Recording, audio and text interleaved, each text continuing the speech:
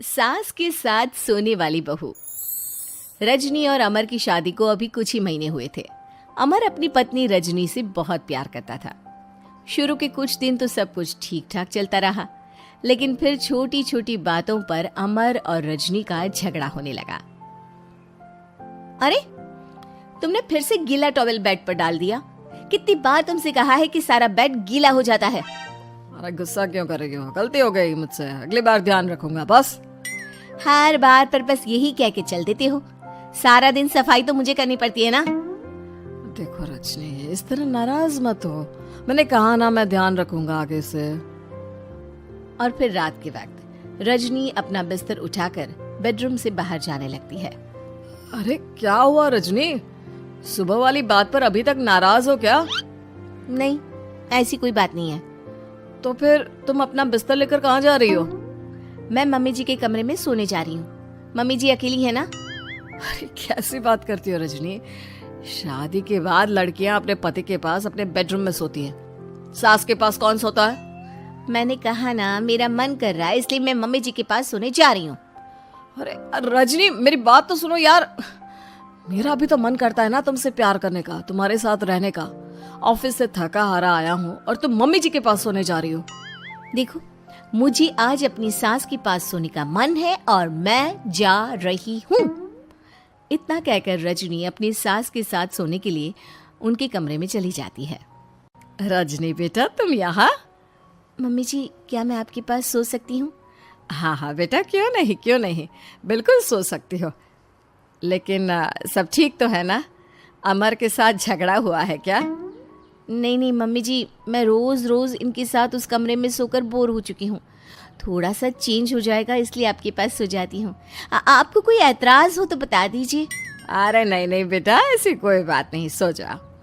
और फिर अगले दिन। अमर बेटा, तुम्हारा रजनी के साथ कोई झगड़ा हुआ है क्या? नहीं तो मम्मी, ऐसे तो कोई बात नहीं है। क्यों, क्या हुआ? अरे वो कल रात मेरे कमरे में सोने आ गई थी तो मुझे लगा सब ठीक तो है ना बेटा? नहीं मम्मी जी, वो ऐसी बस उसका मन किया होगा। कह रही थी कि मम्मी अकेली है इसलिए आपकी चिंता हो रही थी। पर अगली रात को फिर से रजनी अपना बिस्तर उठाकर सास के कमरे में पहुंच जाती है। रजनी बेटा, आज फिर से मेरे पास सोने आ गई। मम्मी जी, आपको मेरा अपने पास आना अच्छा नहीं लगता? अगर ऐसी बात है तो मैं बाहर ड्राइंग रूम में चली जाती हूँ। अरे नहीं नहीं बेटा, ऐसा कुछ नहीं है। पर अमर अपने कमरे में अकेला होगा ना? अरे तो वो कौन से 6 महीने के छोटे दूध पीते बच्चे हैं, उनको डर थोड़ी ना लगता है। इतने बड़े हो गए हैं, 1-2 दिन अकेले सो लेंगे तो कुछ बिगड़ नहीं जाएगा। और इस तरह फिर तो ये रोज की बात हो गई। रजनी रोज अपना बिस्तर उठाती, अपनी सास के पास आकर सो जाती। सास उससे कुछ इसलिए नहीं कहती है क्योंकि उसे लगता है कि बहू बुरा मान जाएगी। एक दिन सुबह सुबह, माँ मेरे लिए चाय बना दो, ऑफिस जाने का टाइम हो रहा है। अरे बेटा, तो रजनी से क्यों नहीं कह देते? मुझे उससे बात करने का बिल्कुल भी मन नहीं है। अरे आखिर क्या बात है बेटा, तुम इतने उदास क्यों लग रहे हो? देखो ना माँ, आजकल रजनी का बिहेवियर मुझे कुछ समझ में नहीं आ रहा। रोज रात को आपके पास आकर सो जाती है। अगर उसे मेरी परवाह नहीं तो मुझे भी कोई फर्क नहीं पड़ता। अमर गुस्से में ही घर से ऑफिस चला जाता है। ये देखकर सास बहुत दुखी हो जाती है। और फिर अगले दिन, मम्मी जी, मैं आ गई आपके पास सोने। हाँ बहू, सो जाओ। पर वो क्या है ना, आज मेरा पुरानी फिल्में देखने का बड़ा मन कर रहा था। कोई बात नहीं, सो जाओ, मैं पिक्चर देखती रहूंगी। ठीक है मम्मी जी।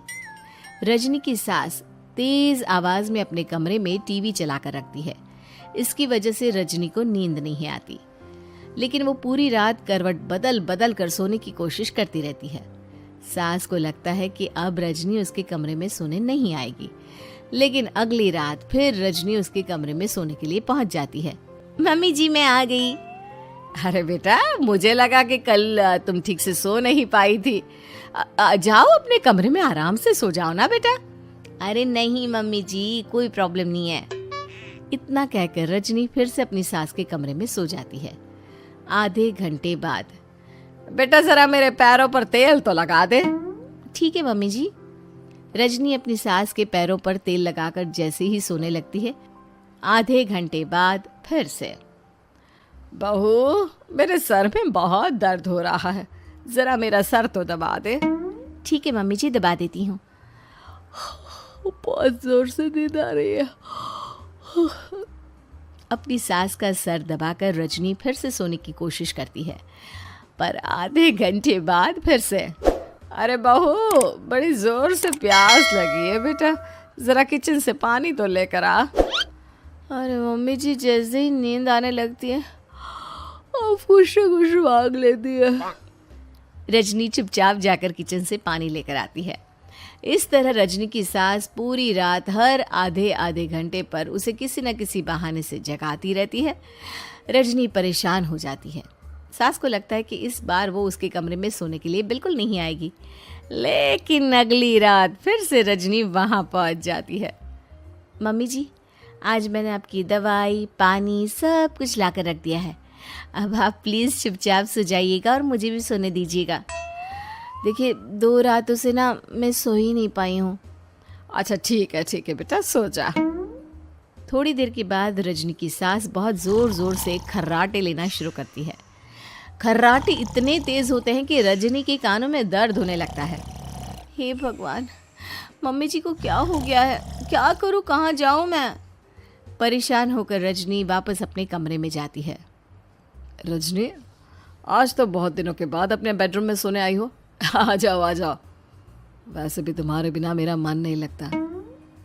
क्या करती, तुम्हारी मम्मी के खर्राटों ने तो मेरी नींद उड़ा कर रखी है। अब मुझे यहीं पर सोना पड़ेगा। अगली सुबह। अरे रजनी बेटा, रात को कहाँ चली गई थी? मैं तुम्हें कितना ढूंढ रही थी, मैं तो डर ही गई थी। मेरी बहू न जाने कहाँ चली गई। कहाँ जाती मम्मी जी, अपने कमरे में गई थी। और आजकल ना आप मुझे जानबूझकर बहुत परेशान करती हैं। अगर मुझसे कोई गलती हो गई हो तो सीधे सीधे क्यों नहीं कह रही हैं? 3 रात हो गई है, मुझे ठीक से नींद भी नहीं आती। रजनी, ऐसे क्यों बात कर रही हो? मम्मी ने क्या कर दिया? आप अपनी मम्मी से क्यों नहीं पूछते? मैं बहू हूँ तो क्या इसका मतलब ये है कि दिन भर काम करो और रात में भी चैन से ना सो? रजनी बेटा, बड़ी नादान हो। इसीलिए तो जानबूझकर मैं ये सब कर रही थी, ताकि तुम अपने पति के पास जाकर अपने बेडरूम में सो जाओ। शादी को सिर्फ 6 महीने हुए हैं और तुमने मेरे कमरे में आकर सोना शुरू कर दिया। यह तुम्हारी शादीशुदा जिंदगी के लिए अच्छी बात थोड़ी ना है बेटा।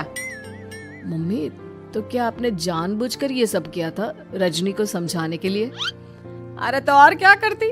दुनिया की पहली बहू है ये, जो पति को छोड़कर सास के साथ सोने चली थी। इसीलिए मुझे इसके लिए थोड़ा बुरा बनना पड़ा। होली की आत्मा। बचपन से शहर में रहने वाला मनोज इस साल होली की छुट्टियों में अपने गांव दुर्गापुर वापस आता है, जहां उसे देख पूरा गांव खुशी से झूम उठता है। जब गया था तब इतना सा था, और अब देखो कितना बड़ा हो गया है। हाँ सरपंच जी, जब मैं गया था तब आप भी बहुत जवान थे, और अब देखो कितने बूढ़े हो गए हैं आप। चलो चलो, बढ़िया है, बच्चा घर वापस आ गया। इसी खुशी में आज रात पार्टी होगी। क्या बात है, गांव में भी पार्टियां होने लगी? वैसे अगर पार्टी की बात है तो आज क्यों सीधा होली पार्टी करते हैं। होली पार्टी की बात सुन चहल पहल में अचानक सन्नाटा छा जाता है, जिसे देख मनोज को कुछ अजीब लगता है, लेकिन तभी सरपंच बात पलट देता है। अब बहुत देर हो गई, चलो सब अपने घर चलो, पार्टी के बारे में कल सोचेंगे। मनोज भी मम्मी पापा के साथ घर आ जाता है, पर होली पार्टी और उस पर पूरे गांव की खामोशी वाली बात अभी तक उसके जहन से निकलती नहीं। पापा, होली पार्टी की बात पर सब चुप क्यों हो गए थे? अरे होगी उनकी कोई अपनी बात, मुझे गांव की पंचायत ही थोड़ी पता है। थक गया हूँ, चलो सो जाते हैं, कल बात करते हैं। पापा की बात मानते हुए मनोज भी सोने चला जाता है। आज तो छुपा लिया, लेकिन हफ्ते बाद जब होली का दिन आएगा तब इसे कैसे रोकोगे? अगली सुबह सूरज के साथ ही मनोज भी गांव घूमने निकल जाता है, जिस पर रास्ते में उसे अपनी ही उम्र के कुछ लड़के भी मिलते हैं, जिनसे दोस्ती कर अब वो उनके साथ घूमने लगता है। इसी तरह कुछ दिन बीत जाते हैं और होली नजदीक आने लगती है। दोस्तों, होली में 4 दिन ही बचे हैं, पर गांव में उसकी कोई तैयारियां क्यों नहीं दिख रही? क्योंकि यहाँ होली नहीं मनाई जाती। अरे पर ऐसा क्यों? वो राजा भूषण। अरे तुम 4 दिन के लिए आए हो, क्या इतना सोच रहे हो? चलो कुछ खाने चलते हैं। इसी के साथ एक बार फिर होली की बात को टलते हुए देख मनोज को शक होने लगता है। वो घर पहुंचते ही इंटरनेट पर अपने गांव और राजा भूषण के बारे में जानकारी निकालने लगता है। क्या? मुझे आज तक ये नहीं पता था। ऐसा कैसे? किसी ने मुझे कुछ बताया क्यों नहीं? सारी जानकारी लेने के बाद मनोज गांव वालों या अपने मम्मी पापा से कुछ पूछे बिना खुद ही उसकी सच्चाई के बारे में छानबीन करने लगता है, जिसके चलते वो राजा भूषण की हवेली में पहुंचता है। वाह, क्या हवेली है यार। पर क्या यहाँ सच में कोई भूत है? हेलो भूत जी, कोई है क्या? हम इस साल गांव में होली सेलिब्रेट कर रहे हैं, क्या आप उस पर थोड़ा इंटरव्यू देंगे? मनोज के ऐसा बोलते ही गांव में तूफान उठ जाता है और हवेली में रखी सारी चीजें हिलने लगती है। एक अदृश्य शक्ति मनोज को धक्का देकर हवेली से बाहर निकाल दरवाजा बंद कर लेती है। ये सब देख मनोज हैरान रह जाता है। क्या अभी मुझे हवा ने धक्का देकर बाहर निकाल दिया? मेरे होते हुए इस गांव में कभी होली नहीं मन सकती, इसलिए दोबारा ऐसी कोशिश भी मत करना, अंजाम बुरा होगा। आवाज सुन मनोज हैरानी से इधर उधर देखने लगता है, पर उसे कोई दिखाई नहीं देता।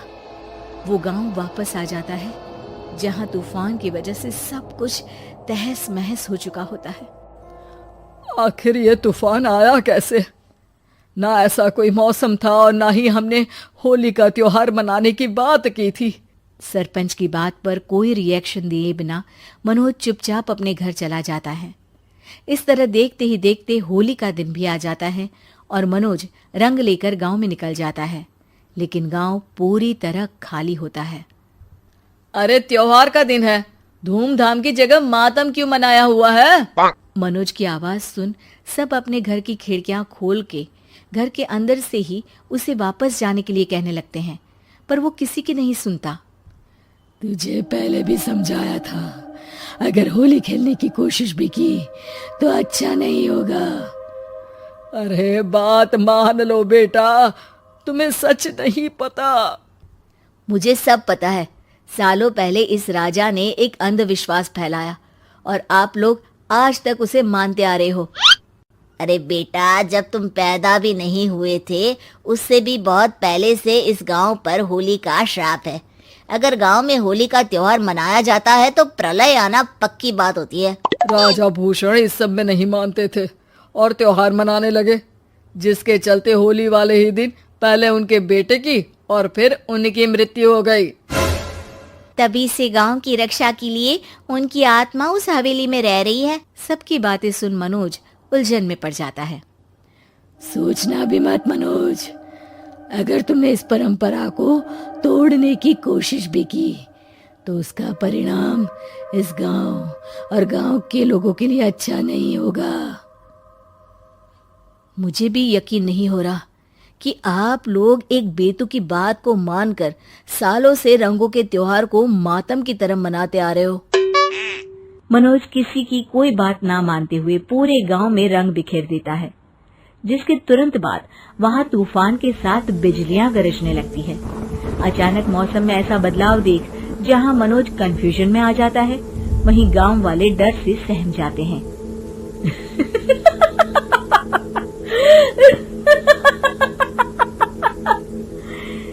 इस लड़के ने हमारे जैसे सिर्फ अपने स्वार्थ के लिए नहीं बल्कि पूरे गांव की खुशियों के लिए यहाँ होली मनाई है, जिस वजह से अब इस गांव पर होली का श्राप टूटता है। ऐसा बोलकर राजा का भूत वहां से गायब हो जाता है, जिसके बाद गांव के लोग धूमधाम से होली मनाते हैं। खुशियों के रंग गांव में बिखरे ही होते हैं कि अगली सुबह अचानक मनोज कहीं गायब हो जाता है और एक बार फिर गांव में होली का नया राज शुरू हो जाता है। उम्मीद है कि आपको हमारी ये कहानी पसंद आई होगी। कृपया हमारे चैनल को सब्सक्राइब करें और सभी अपडेट्स के लिए बेल आइकन जरूर क्लिक करें। और हाँ, वीडियो लाइक और शेयर करना मत भूलिएगा। Bye bye.